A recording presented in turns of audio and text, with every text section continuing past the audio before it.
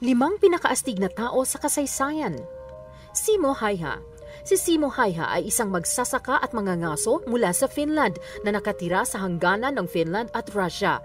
Sumali siya sa Finnish militia noong 20 taong gulang siya. Ang animoy simpleng lalaking ito ay naging isa sa pinakamagaling na sniper sa kasaysayan ng binansagang puting kamatayan. Si Häyhä ay isang magaling na mamamaril na sumira ng maraming record. Sa loob ng isang araw, nagawa niyang makapatay ng 500 sundalo ng Red Army. Umaabot sa 5 biktima sa isang araw. Kumikilo siya sa loob lamang ng ilang oras ng liwanag, suot ang puting camouflage. Sa mga temperaturang mula -20 at -40 degrees Celsius. Dahil dito, ginusto siyang mapatay agad ng mga Soviet sa pamamagitan ng mga counter-sniper at mga bomba pero paulit-ulit silang nabigo. Maso ng taong 1940 nang tamaan si Häyhä ng isang bala sa kaliwang panga na sumira sa kalahati ng kanyang mukha, ngunit hindi siya namatay. Kamangha-mangha nang mabuhay siya hanggang matapos ang gyera. Sa kabila ng pinsalang natamo mula sa bala na sumira sa kanyang mukha, ganap siyang gumaling at naka-recover. Hugh Glass. Si Hugh Glass ay isang frontiersman mula sa Amerika ng ika-19 na siglo na nakilala sa paglibot sa itaas na bahagi ng Ilog Missouri. Itinuring siyang isang bayani matapos ang nangyari sa kanya bilang mangangaso ng balat ng hayop noong 1823 nang makaligtas sa isang brutal na pag-atake ng oso.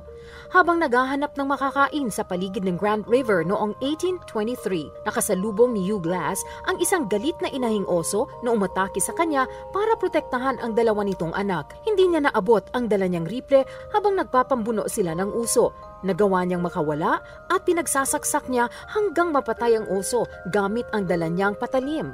Ngunit nagtamo siya ng malalim na kalmot sa mukha, dibdib, braso at likod. Dahil sa tindi ng kanyang mga sugat, inakala ng mga nakakita sa kanya na patay na siya at iniwan matapos takpan na lamang ng balat ng oso sa pagmamadaling makaalis upang makaiwas sa mga katutubong Amerikano na halos umubos sa kanilang mga kasama. Kung ibang tao lang, malamang ay doon na matapos ang kakilakilakbot na istorya. Pero hindi si Hugh Glass. Nang magkaroon siya ng malay, inayos niya ang kanyang nabaling buto sa binti. Binalot ang sarili sa balat ng oso na iniwan sa kanya at nagpasimulang gumapang sa tabi ng ilog Cheyenne. Habang naglalakbay, napigilan niya ang tuluyang pagkamatay ng kanyang laman sa pamamagitan ng paghiga sa ibabaw ng mga bulok na kahoy para kainin ng mga uod ang nabubulok niyang laman. Nabuhay siya sa pamamagitan ng paghuli at pagkain ng mga rattlesnake at patuloy na gumapang sa loob ng 6 na linggo hanggang makaabot sa kabayanan na talagang namangha at humanga nang makita siyang buhay. Roy Benavides. Si Roy Benavides ay dating miyembro ng US Army Special Forces na ginawaran ng Medal of Honor dahil sa kanyang mga ginawa sa Vietnam. Sumikat siya matapos malagpasan ng imposible.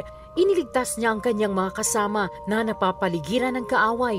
Hindi makalapag ang helicopter dahil sa matinding palitan ng putok kaya tinalon na lang niya mula sa taas ng 30 hanggang 50 talampakan. Pagkatapos nito ay tumakbo siya ng may 75 metro ang layo papunta sa kanyang mga kasama kung saan siya tinamaan ng bala sa binti, mukha at ulo.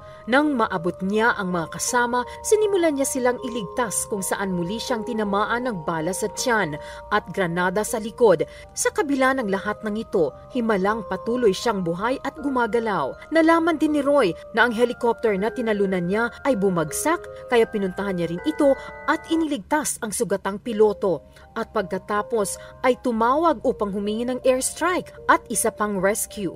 Ilang ulit pa siyang tinamaan ng bala sa hita at habang papunta sa bagong dating na rescue helicopter ay nabugbog pa at nasaksak ng isang kaaway na kanya ding napatay habang nagpapambuno sila. Nang sa wakas ay makabalik siya sa helicopter, doon lamang siya pumayag na makuha ng kanyang mga kasama. Nang dumating sila sa base ay idineklara siyang patay at inilagay sa isang body bag. Ngunit habang isinasara ang bag ay nagkaroon siya ng lakas na dumura upang ipaalam sa kanyang mga kasama na buhay pa siya. Nakaligtas siya sa kanyang mga sugat at nakatanggap ng Medal of Honor. Shavash Karapetyan. Si Shavash Karapetyan ay 17 beses na nagkampiyon sa buong mundo bilang isang Soviet-American fin swimmer. Bagamat sikat siya sa hindi kilalang sport na ito, mas sumikat si Karapetyan dahil sa isang pangyayari na naging dahilan ng maaga niyang pagre-retiro. Taong 1976, habang nag-iensayo kasama ang kanyang kapatid na lalaki sa isang lawa, nakita nila ang isang trolley bus na bumagsak sa tubig sakay ang 72 pasahero. Bumagsak ang bus mula sa pader ng dam papunta sa isang reservoir na may lalim ng 10 metro. Dali-daling tumakbo si Karapetyan at mag-isang iniligtas ang 20 pasahero mula sa lumulubog na bus. Nagawa ni Karapetyan na makapasok sa loob ng sasakyan at sa kabila ng halos wala siyang makita at may napaka-limitadong oras. Nailigtas niya ang mga pasahero. Sa kasamaang palad, sumailalim sa comatose ng 45 araw matapos nagtamo ng maraming sugat at pinsala dahil sa lamig ng tubig. Nagising siyang isang bayani, ngunit hindi nang ganap nakabawi pa. Ang kanyang kabayanihan ang tumapos sa kanyang karera, ngunit nakapagligtas ng maraming buhay. Makalipas ang 10 taon, muli na naman niyang inulit ang kanyang kabayanihan nang sagipin niya ang mga tao na nakulong sa isang nasusunog na gusali. Dahil dito, ganap na siyang nakilala ng lahat. Julian Köpke.